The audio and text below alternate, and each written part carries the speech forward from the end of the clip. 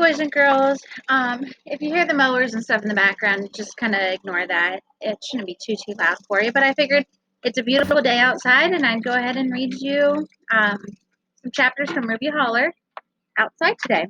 Okay, I read half of chapter 14 just because the last time the timer was kind of getting a little bit out of control. So I'm going to go ahead and continue reading that chapter, and then we'll see how far we get today. I think we left off where it talked about how Tiller and Sari made the little wooden boats and the birds that were on the mantle. Um, and Dallas was asking that, um, about them and how they made them and what they were made out of. So I'm going to go ahead and read there.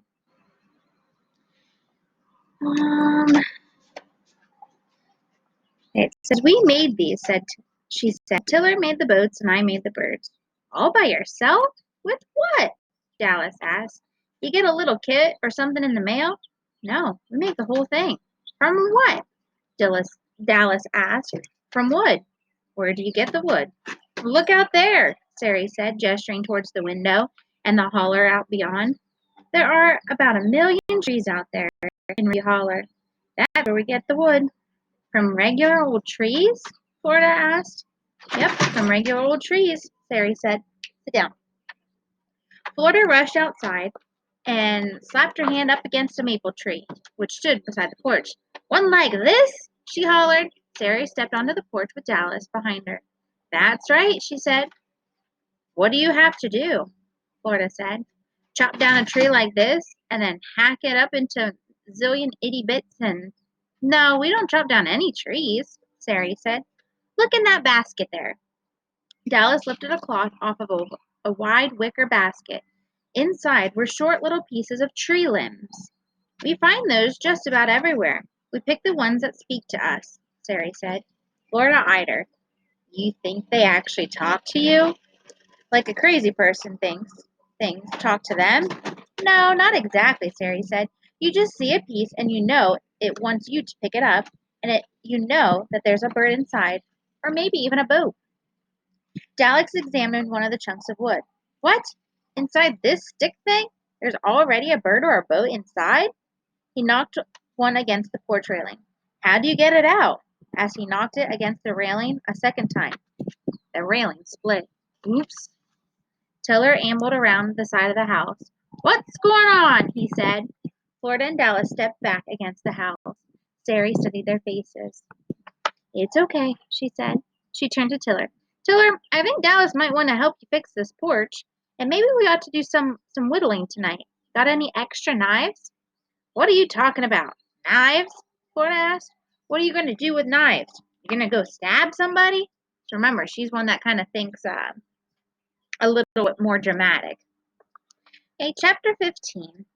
"Florida," Dallas whispered, "are you awake?" "Awake as an old barn owl," she said. "You remember when I had to get my picture taken for that passport thing?" Dallas asked. "Uh-huh. Not the best picture. Your eyes were droopy." "You know what Sari said? She said she had to get my birth certificate too. And I told her I didn't have any birth certificate." "We weren't born, I guess," Florida said.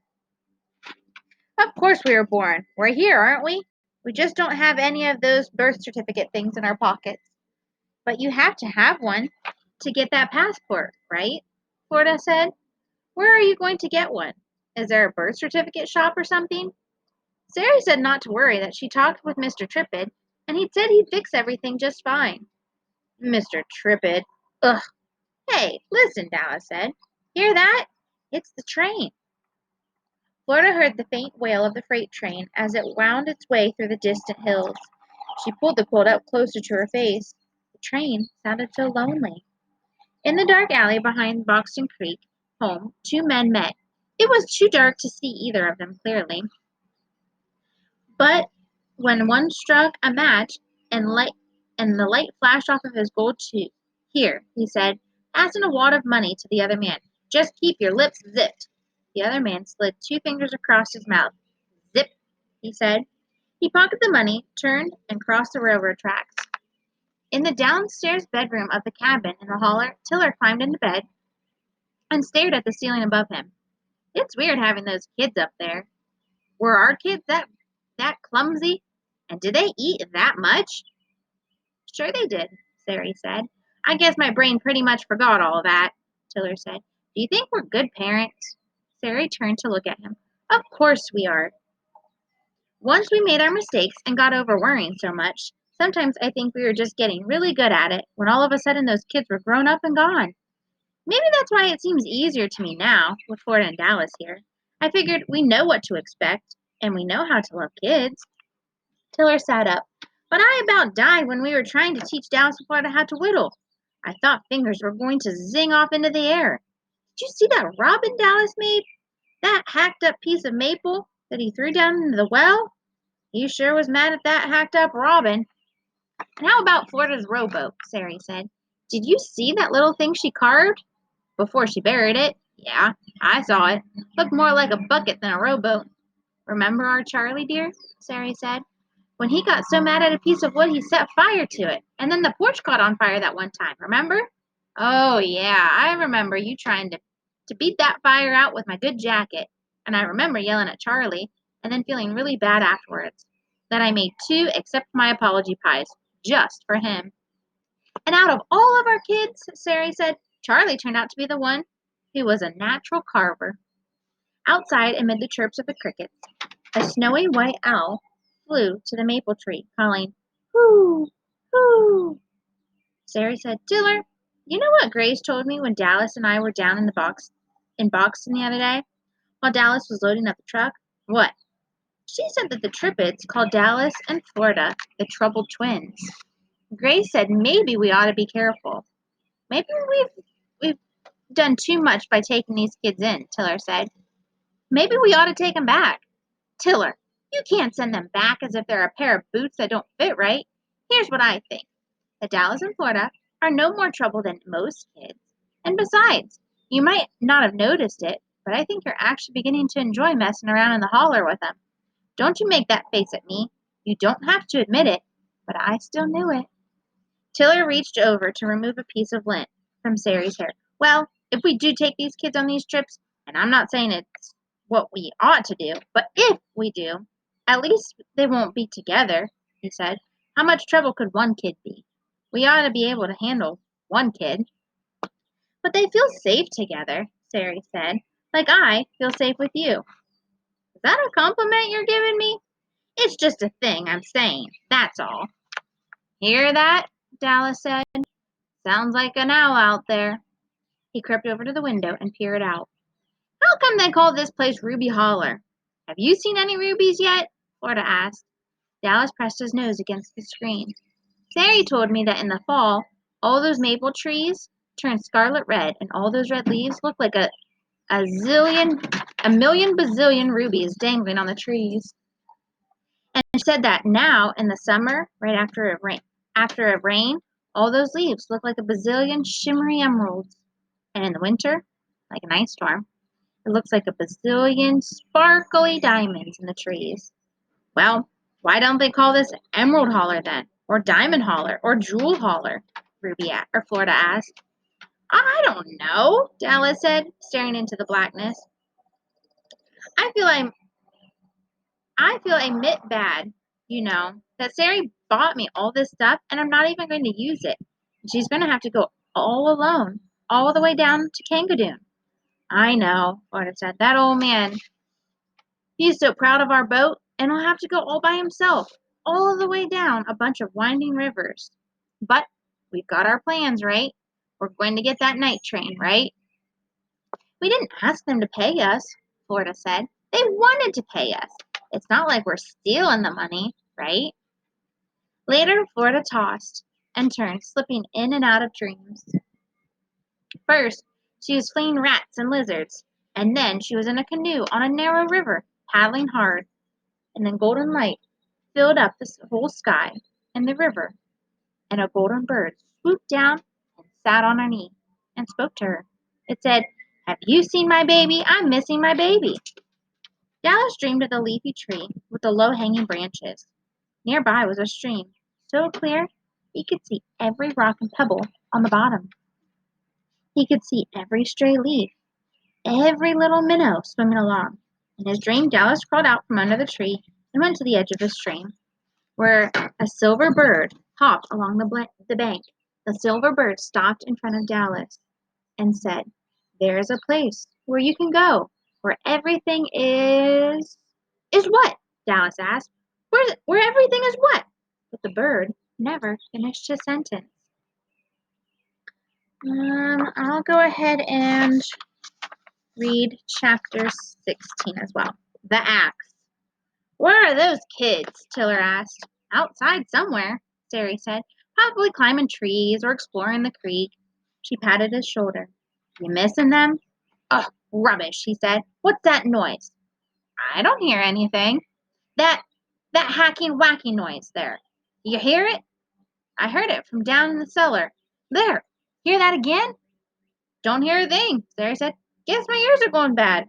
Or else you're losing your marbles." "I'm not losing my marbles." "Well then, Mr. Fool of Marbles, give me a hand here. Can you reach that top shelf?" As Tiller reached up, he heard a thunk, thunk, followed by a sharp crack, followed by a long whoosh and crunch, and a voice shouting, "Timber!" He raced for the door, reaching it in time to see his favorite young maple tree crashing to the ground. Nearby stood Florida with her hands over her ears, and Dallas with the axe in his hand. Tiller turned to Sari, who had followed him to the door. "My favorite maple tree!" he whimpered. "They've chopped down my favorite maple." "Oh my," Sari said. "Hey, Tiller! Sari!" Dallas looked. "Looky here! We chopped down that tree that was in the way. Did it all by ourselves. And you didn't even have to waste your time teaching us how to do it." Dallas held the axe aloft triumphantly. "Restrain me, Sari," Tiller said, "before I build a snake pit and dump those kids in it." "Oh, come with me," she said, "and keep your mouth closed. Manage that, you hear?" "So," Sari said, after she explained that Tiller had planted that tree with their children, when their children had left, and he'd worried over and cared for it to pleasure from seeing it every day. "You obviously didn't know that was a special tree, but we've got lots of old dead trees that could use some chopping. Maybe you could help Tiller do that sometime." Florida grabbed the axe from Dallas and threw it on the ground. "Stinky axe!" She glared at Dallas. "Bet they're not going to like what we did in the barn either." Tiller's mouth fell open. "The barn? My barn? Might as well get it over with," Florida said to Dallas. "But get ready for the hog pen." Sari was patting at both of her cheeks. "The barn? What's this about the barn?" "Follow us," Dallas said. "It was supposed to be a surprise. We're not quite done with it yet, but—" "Oh, shush," Florida said. Dallas, oblivious to Florida's warnings, raced to the barn. "Come on, it's so cool." Tiller clutched Sari's arm. As they followed, Dallas and Florida trailed behind them, kicking at the rocks and tree trunks as she went. "Oughta just run away now," Florida grumbled. "Oughta just bury us alive now." Dallas stood in the middle of the barn. "There! Presto!" Tiller and Sari gasped at the ragged hole chopped into the side of the barn. Tiller pressed his hands to his chest and sank into a bale of hay. Sari's hands were clasped together tightly, as if she were praying. "You chopped a hole in the barn?" Sari said. "Yeah, it's a window," Dallas said, "to give you some light in here." "A window in my barn?" Tiller said. Now, Tiller," Sari said. Florida was standing at the barn entrance. "Listen, old man," she yelled, "you were always complaining about how dark it was in here anyway, and how you can't hardly see to work on that stinking boat. We were trying to do you a favor, but can see that you don't appreciate it. Come on, Dallas, let's get out of here." "No, wait," Sari said. "Wait. We're just a little surprised, aren't we, Tiller, honey? My goodness, it's been a long time since someone did anything so thoughtful for us. Isn't it, Tiller?" Tiller's mouth was squeezed tightly shut. His nose was wrinkled and his eyes squinty. Was the only response that managed to escape his lips. "Yes, indeed," Sari said. "Now that I'm standing here, I can see what a brilliant thing that window will be when it's finished. How about that, Tiller? All these years we've lived here, and we never had the brains to put in a window here in the barn. Isn't that something? He said. All right, I'm going to go ahead and stop there. I will start with chapter 17 next time, and that is called The Rocker. So, just to review some things, at the very beginning, Florida felt that she was never going to be a part of a real loving family when the Hoppers returned her to Boxton Creek. And then when they got to Ruby Holler, Florida was very surprised when Tiller offered to pay her $5 an hour for every hour that she worked on the boat. And then now you're going to want to remember that the favor that Florida and Dallas did for Tiller and Sari was putting in that barn window. Now, Sari knew that it was just an accident, but she tries to make the best out of it. So she's kind of defending and trying to make light of the different accidents and things that are happening in Ruby Holler. So those are 3 things that you want to remember by the time I'm done with this book. Okay. All right. I will start with chapter 17 next time. Have a good day, boys and girls. I hope you can get outside and enjoy the weather. Bye.